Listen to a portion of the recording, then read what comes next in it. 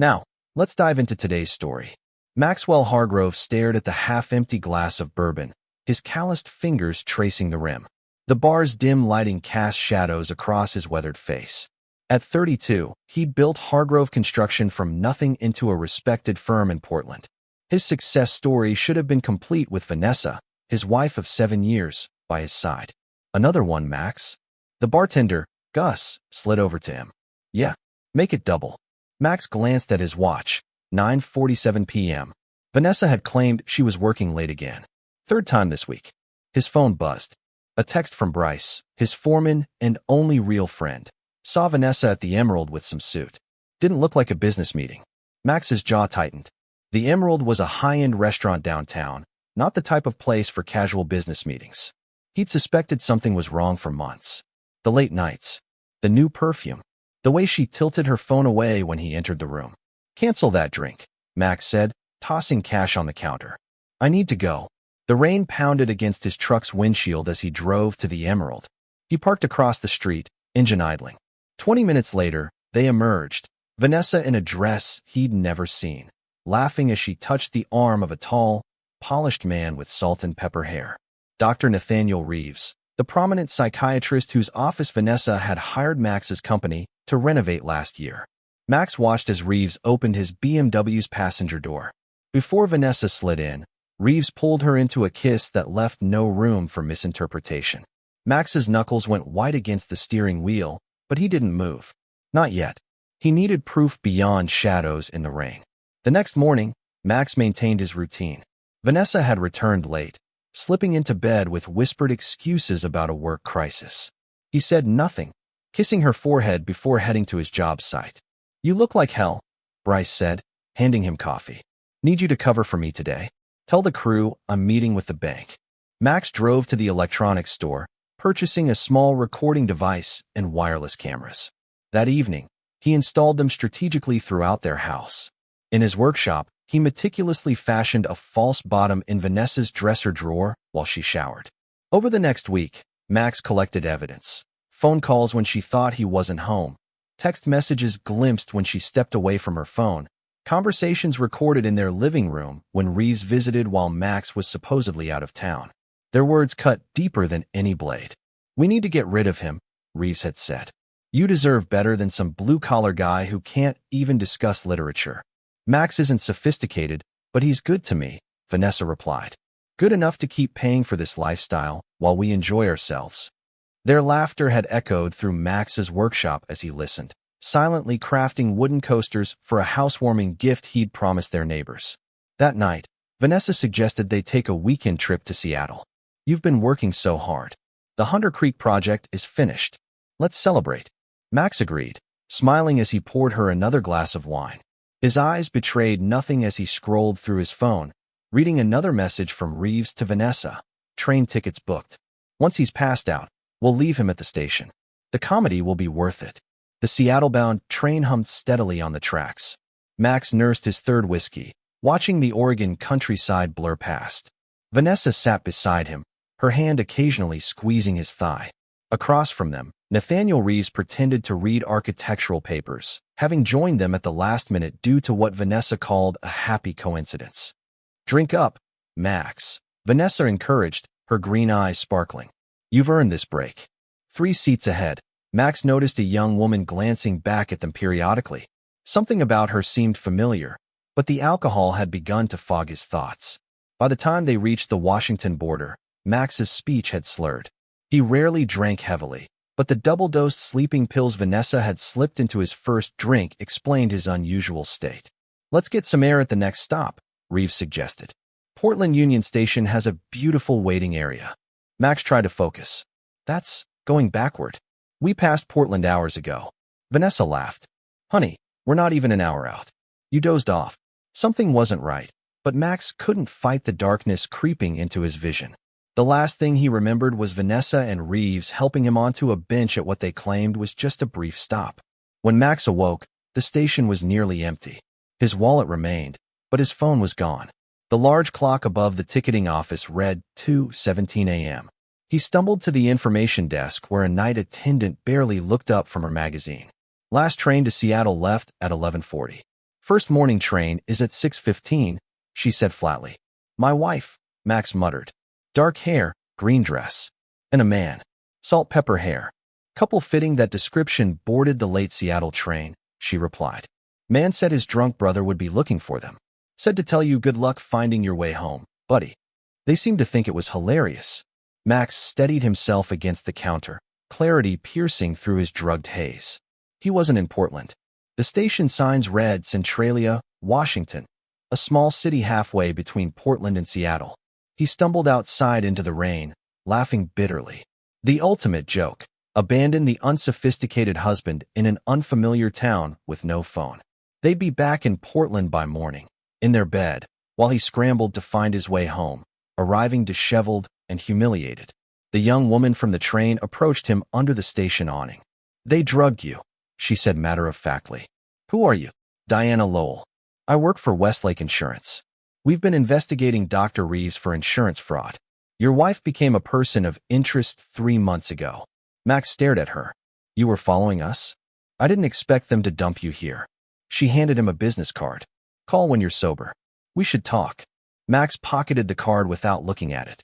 He walked to the 24-hour diner across from the station, ordering coffee. By dawn, as he watched the first commuters arrive, a plan had crystallized in his mind. He borrowed the diner phone, calling his foreman. Bryce, I need a favor. Tell Vanessa I'm extending my trip. Business opportunity came up.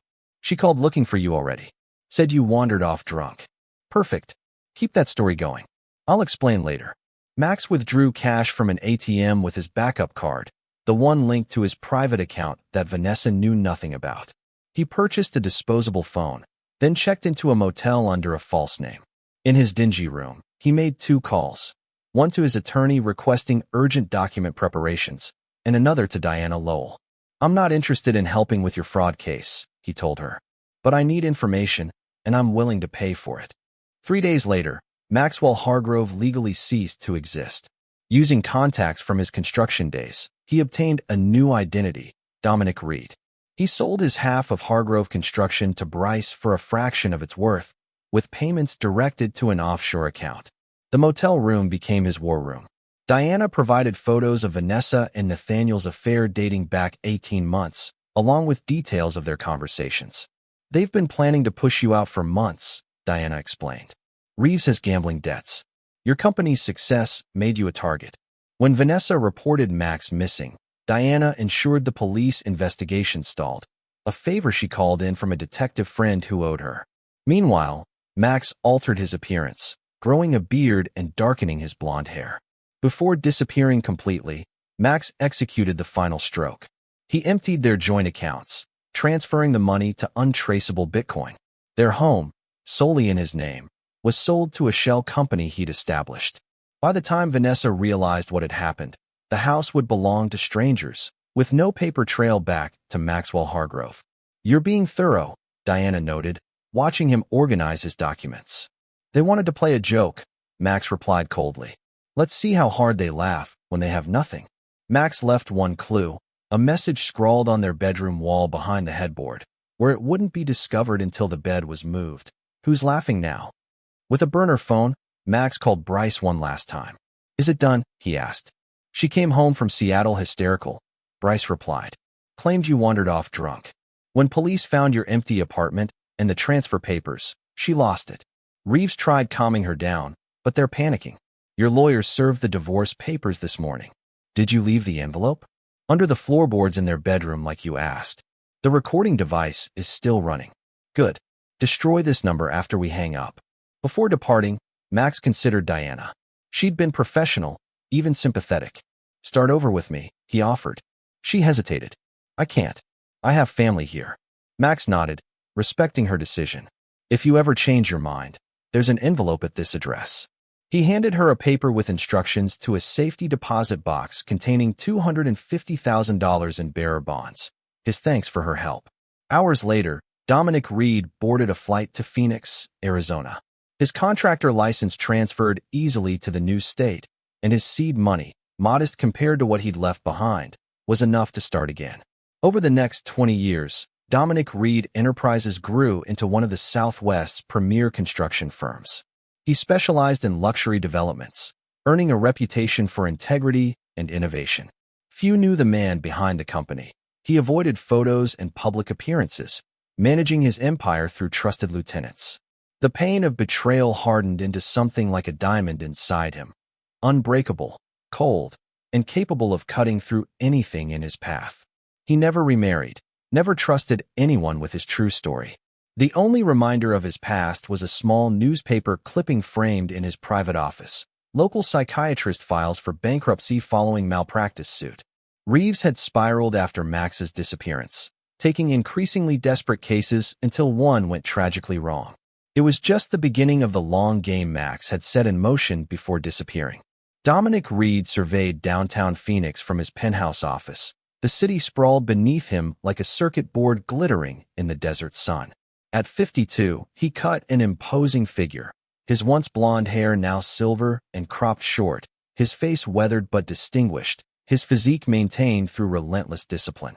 "Mr. Reed, your 2 o'clock is here." His assistant, Miranda, stood at the door. "Send him in." Dom straightened his custom suit, a small habit from his former life as Maxwell Hargrove.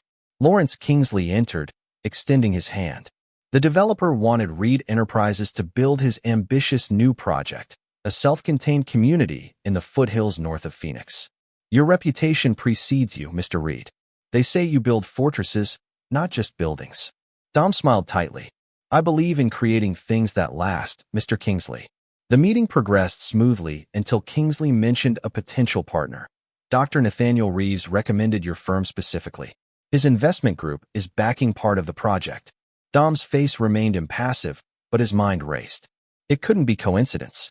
After decades of silence, Reeves appearing in his sphere could only mean one thing: they'd found him. "Dr. Reeves has good taste," Dom replied smoothly. "Though I don't recall working with him before. He's relatively new to Arizona. Relocated from Portland about 5 years ago after some troubles. Making quite a comeback in medical investment circles." After Kingsley left, Dom summoned his head of security, Vincent Torres, a former intelligence operative who'd served him faithfully for 15 years. "I need information on Dr. Nathaniel Reeves. Everything: financial records, personal history, current connections. Most importantly, why he's suddenly interested in my company." "Problem, boss." Vincent raised an eyebrow. "Just due diligence." "And Vincent, this stays between us." That evening, Dom drove his Aston Martin to his isolated desert property 30 miles outside Phoenix. The modernist structure of concrete and glass sat atop a hill, almost invisible against the landscape. Inside the home's secure room, he opened a safe embedded in the floor, extracting a metal box he hadn't touched in 2 decades.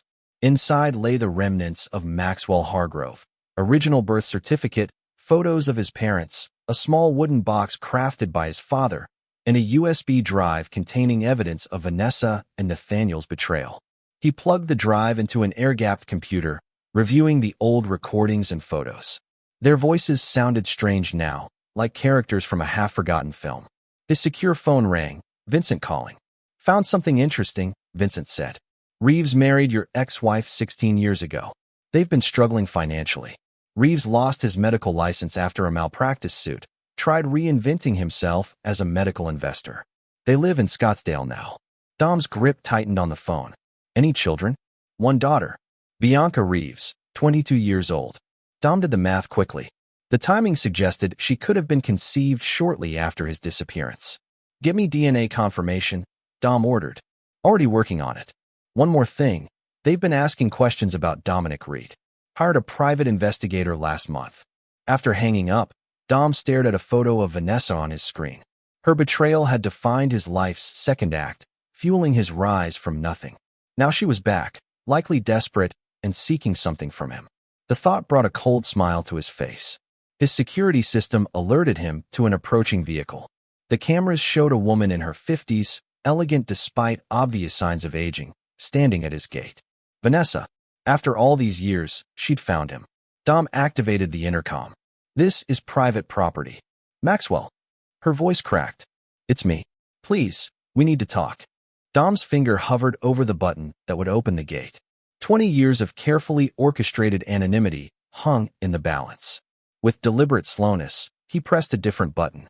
The security lights shut off, plunging the entrance into darkness. He watched as she stood there for nearly an hour before finally returning to her car. As her taillights disappeared down the desert road, Dom made a decision. It was time to finish what began at that train station. He would let them find him on his terms. The next morning, Dom received Vincent's report. DNA tests confirmed Bianca Reeves was not his biological daughter, sparing him one complication. Financial records showed Nathaniel and Vanessa were underwater. Multiple mortgages, credit card debt, and failed investment schemes had left them desperate. They've leveraged everything for Kingsley's development, Vincent explained. If it fails, they're ruined. Dom nodded, a plan forming. Have our team analyze Kingsley's proposal. Every detail, every weakness. Planning to tank the deal? No, I'm going to save it. Dom's smile didn't reach his eyes. After I own it completely. For the next week, Dom maintained his routine while monitoring Vanessa's movements. She returned to his gate twice more. Each time, he watched in silence. Meanwhile, he arranged a meeting with Lawrence Kingsley at the construction site. Standing together overlooking the barren desert, Dom pointed out critical flaws in the development plan. Your water allocation is insufficient. The geological survey missed unstable ground beneath the eastern sector, and your primary investor group is leveraged beyond sustainability. Kingsley paled. How do you know about my investors? I make it my business to know everything about my projects, including Dr. Reeves' financial situation. Dom handed him a folder. His investment group is a paper tiger. They'll collapse before groundbreaking. This would destroy me, Kingsley whispered. Not necessarily. I'm prepared to buy out their stake at 40 cents on the dollar and provide the additional capital to address the water and foundation issues. Why would you do this? Dom clapped him on the shoulder. Because I want to build something remarkable here. Something that will last generations. The takeover was swift and brutally efficient. By week's end, Dom controlled 67% of the development. Kingsley retained operational control, but financial power had shifted decisively. That evening, a text arrived from an unknown number. We know who you are, Maxwell. Meeting unavoidable now. The Phoenician, 8 p.m. Dom forwarded the message to Vincent, who responded immediately. Location secure. Reeves made reservation under his name. Wife will accompany. No visible security. At 8:15, Dom entered the restaurant's private dining room. Vincent had arranged for security personnel posing as waitstaff. Nathaniel and Vanessa rose as he approached, their faces showing 20 years of comfortable living followed by recent stress.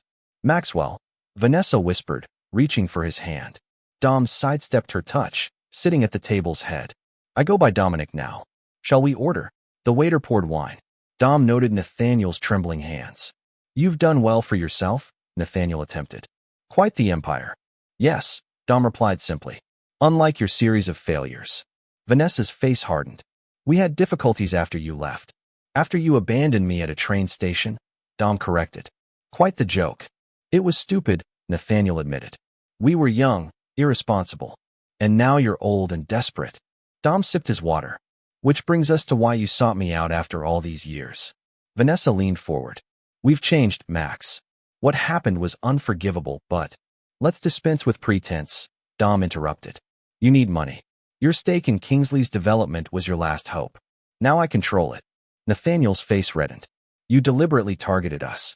No, you deliberately entered my world. I simply responded. Dom placed 3 documents on the table.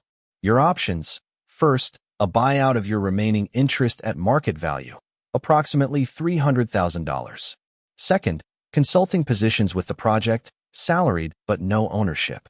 Third, I withdraw completely, the project collapses, and your creditors take everything. You're enjoying this, Vanessa accused. Immensely. Dom stood. You have until tomorrow to decide. As he turned to leave, Nathaniel called out. You owe us more than this, Maxwell. After what you did to us. Dom paused. What I did? You destroyed our lives. Emptied the accounts, sold the house from under us. Vanessa was investigated for your disappearance. We lost everything. Almost everything, Dom corrected. You had each other. Wasn't that the point of your little train station joke? To have me out of the way? He left them sitting in stunned silence, driving straight to his office. Vincent awaited him. They chose option 4, Vincent reported, sliding a tablet across the desk.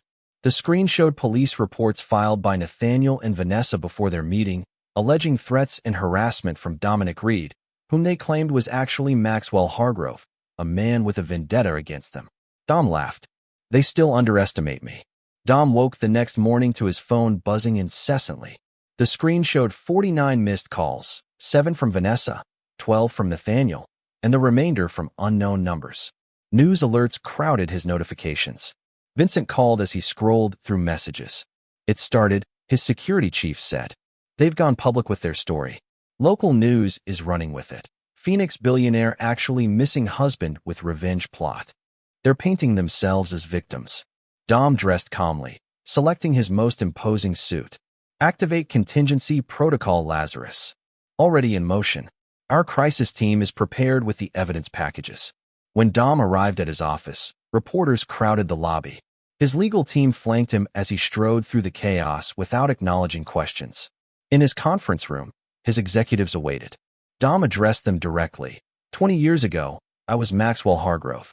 I was drugged and abandoned by my then-wife and her lover as a joke. Rather than return to that life, I chose to start over.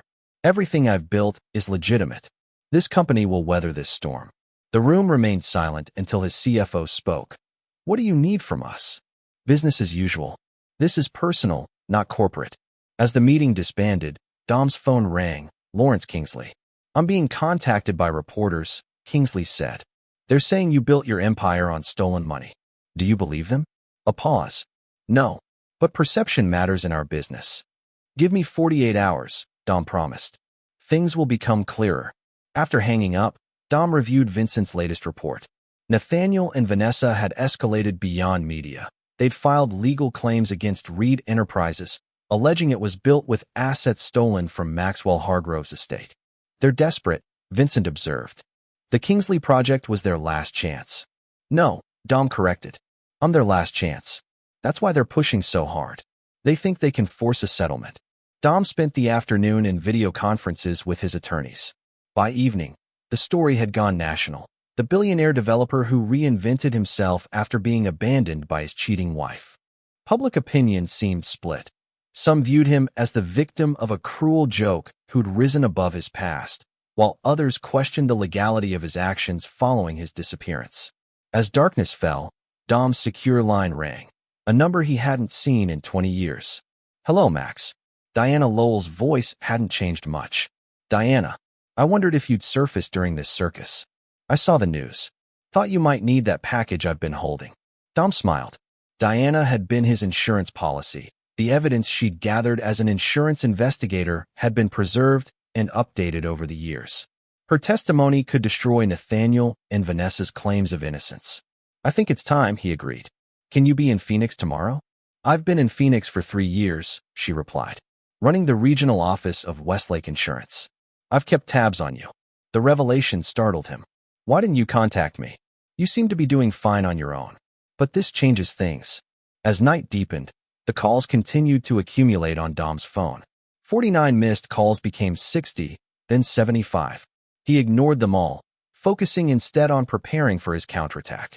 In his desert home, Dom opened a safe containing one final piece of evidence he'd never revealed. The original recording devices from his former home, which had captured Vanessa and Nathaniel discussing their plan to drug and abandon him, along with their intentions for his money. They thought the joke was leaving me behind, Dom murmured to the empty room. But the real joke is what's coming next. Dawn broke over Phoenix with Dom already awake, reviewing documents in his home office. The media frenzy had intensified overnight, with morning shows featuring interviews with friends of Maxwell Hargrove, who claimed he'd been unstable before his disappearance. They're crafting a narrative, Vincent observed, bringing coffee. Making you sound mentally ill before the train station incident. Of course they are. Dom nodded toward the television. Look at the friend they're interviewing.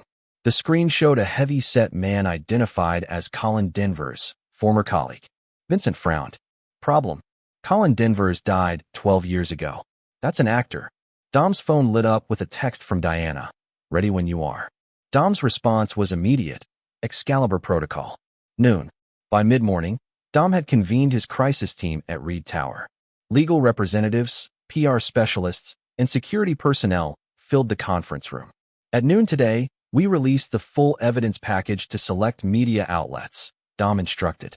Simultaneously, our legal team files countercharges against Vanessa and Nathaniel Reeves for defamation, fraud, and conspiracy. His general counsel raised a hand. The statute of limitations doesn't apply, Dom interrupted, because they've reopened the matter publicly and made new fraudulent claims. Diana Lowell's testimony confirms the original drugging incident, and we have evidence they've fabricated witnesses for their current media campaign. As the meeting adjourned, Dom's private elevator admitted Diana Lowell. 20 years had treated her well. Her blonde hair now had elegant streaks of gray, but her posture remained ramrod straight, her eyes sharp. "You've become quite the tycoon," she said, embracing him briefly. "And you never did cash those bearer bonds." She smiled. "I considered them a long-term investment." Together, they reviewed the evidence compilation, a devastating collection of documents, recordings, and testimonials that would not only clear Dom's name, but expose Nathaniel and Vanessa's two-decade history of deception. "There's a risk in doing this," Diana cautioned. "Once this becomes public, Dominic Reed and Maxwell Hargrove will forever be connected." "I'm not hiding anymore," Dom replied. "That part of their power over me ends today." At 11:45, Dom's phone rang. Vanessa again. This time, he answered. "Finally," she breathed. "Max, please, we need to talk. Things are spinning out of control. That was your choice. You went public because you left us no options. This development was our chance to rebuild." Dom's voice hardened. "Like I had to rebuild after you left me drugged at a train station? It was a stupid prank. We came back for you the next day, but you were gone." "Lies," Dom replied calmly. "Diana Lowell has provided sworn testimony that you returned to Portland that night, celebrating your freedom from the unsophisticated husband." Silence stretched between them before Vanessa's tone changed. "What do you want, Max? Money? We'll drop the claims if you reinstate our stake in the development.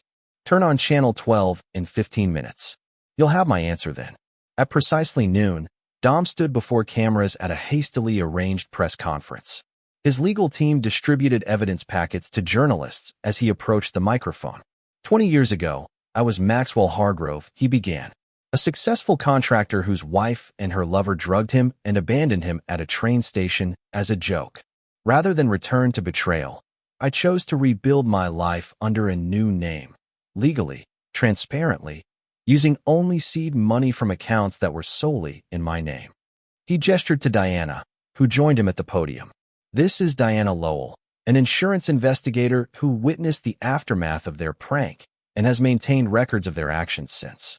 For the next 30 minutes, Dom dismantled Vanessa and Nathaniel's claims, presenting evidence of their original plot, their subsequent financial misdeeds, and their recent fabrication of witnesses. "I filed no charges against them until now," Dom concluded. "I simply wish to live my life in peace. Their decision to pursue me through false claims has forced this response."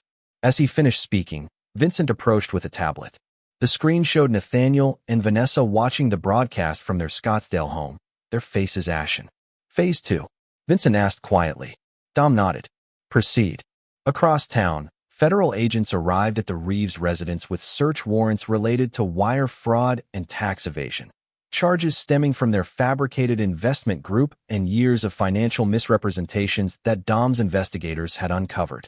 As Dom departed the press conference, Lawrence Kingsley called again. "I've seen everything," Kingsley said. "I'm still in if you are."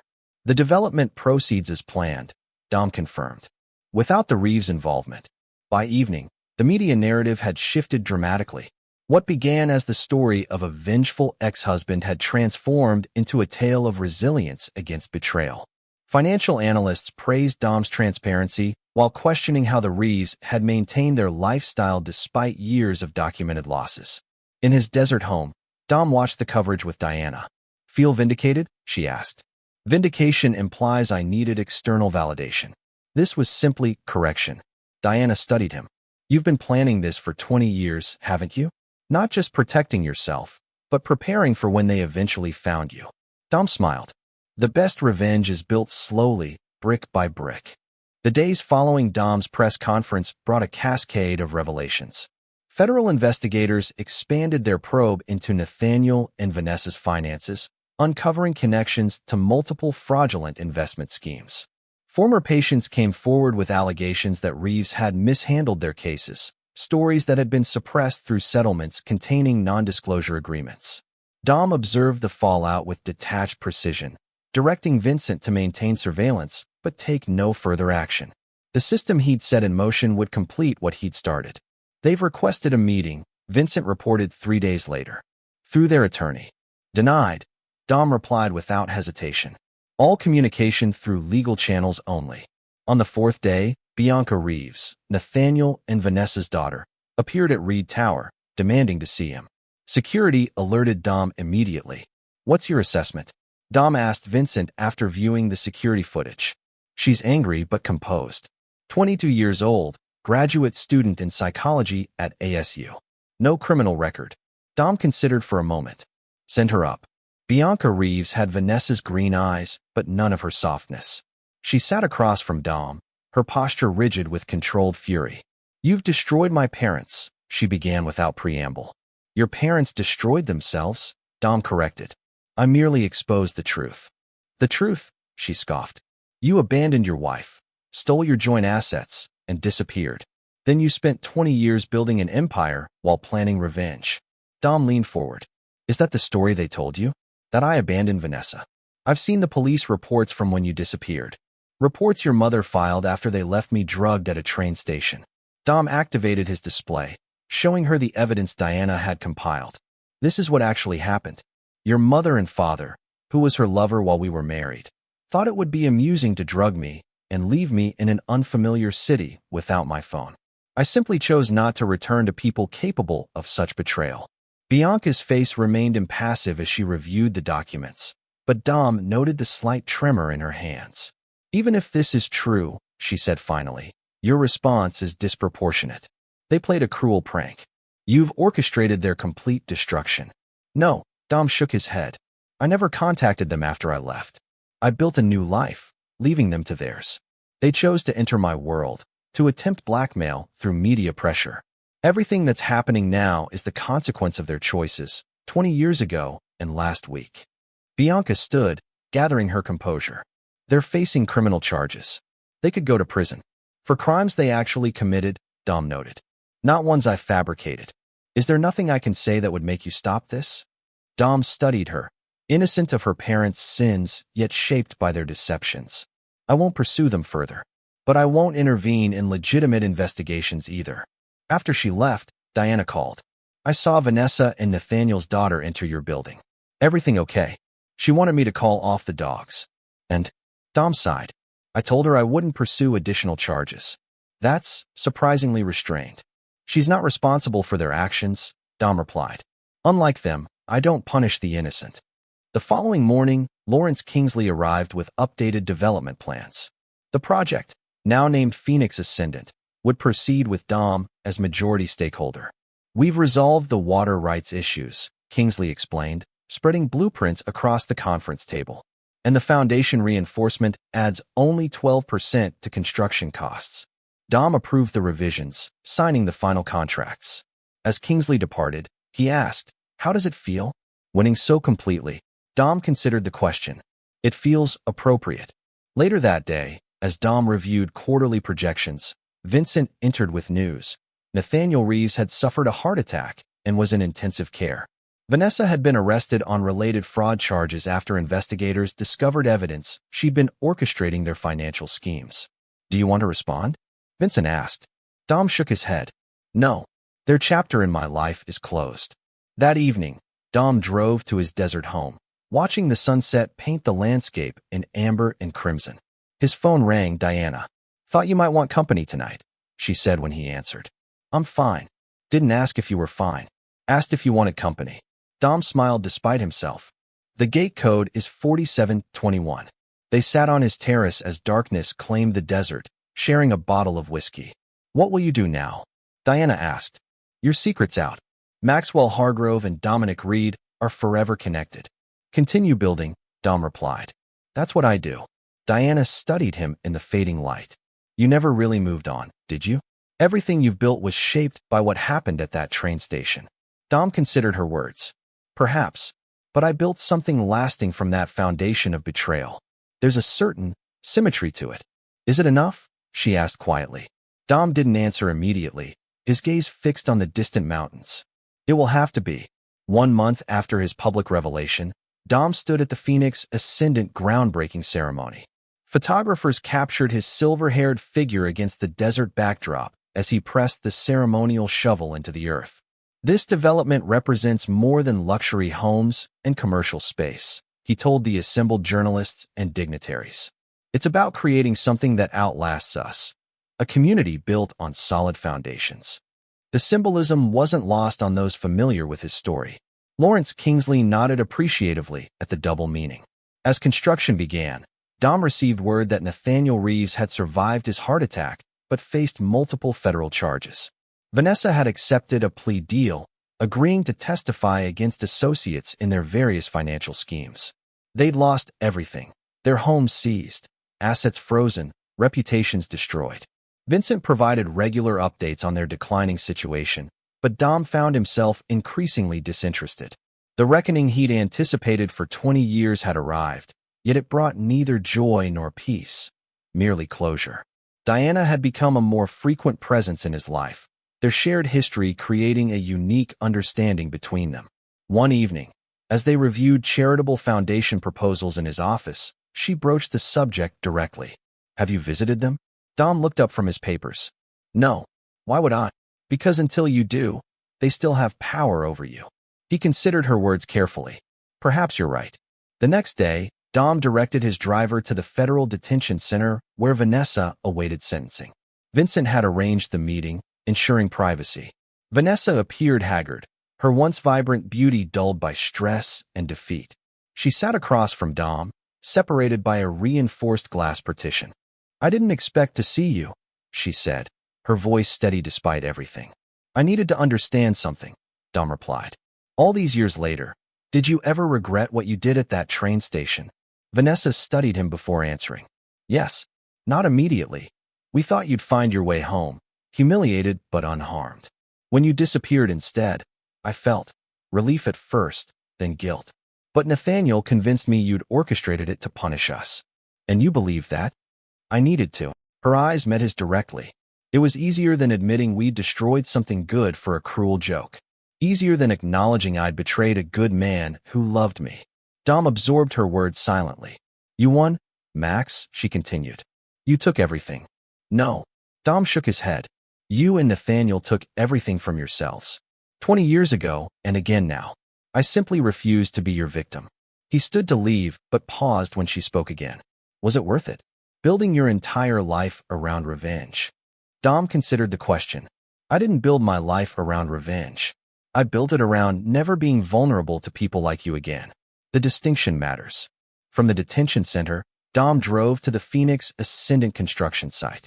Workers had begun laying foundations for the first buildings. Lawrence Kingsley greeted him, walking him through the progress. We're ahead of schedule, Kingsley noted proudly. The modified design actually improved efficiency. Dom nodded, watching excavators carve into the desert floor. I want to make a change to the Central Park area. Add a water feature, something significant. That'll increase costs. It's important, Dom insisted. Something that rises from stone, transforms, and emerges stronger. Kingsley studied the blueprint Dom sketched. A phoenix in water and stone. Symbolic. Sometimes symbolism matters. That evening, Vincent delivered his final report on the Reeves situation. Nathaniel had been denied bail and faced 15 to 20 years if convicted on all charges. Vanessa's plea deal would likely result in 3 to 5 years. Their remaining assets had been liquidated to cover legal fees. What do you want done with the surveillance? Vincent asked. Continue monitoring or terminate? Dom considered the question. 20 years of vigilance weighed against the freedom of letting go. Terminate, he decided. It's finished. Later, as Dom watched the sunset from his terrace, Diana joined him, 2 glasses of whiskey in hand. I visited Vanessa today, he said, accepting the drink. And nothing. They're just people. Flawed, selfish people who made terrible choices. He turned to face her. You were right. I needed to see that for myself. Diana settled beside him, her shoulder brushing his. What happens now, Dominic Reed? Now. Dom smiled slightly. Now I build something new. 6 months later, Phoenix Ascendant's first phase neared completion. At its center stood the promised water feature, a massive sculpture of a phoenix rising from stylized flames, water cascading around its wings. The base contained a simple inscription, "From ashes, rebirth." Dom walked the grounds with Diana, reviewing final details before the grand opening. "It's remarkable," she said, studying the sculpture. "This whole development, it's something to be proud of."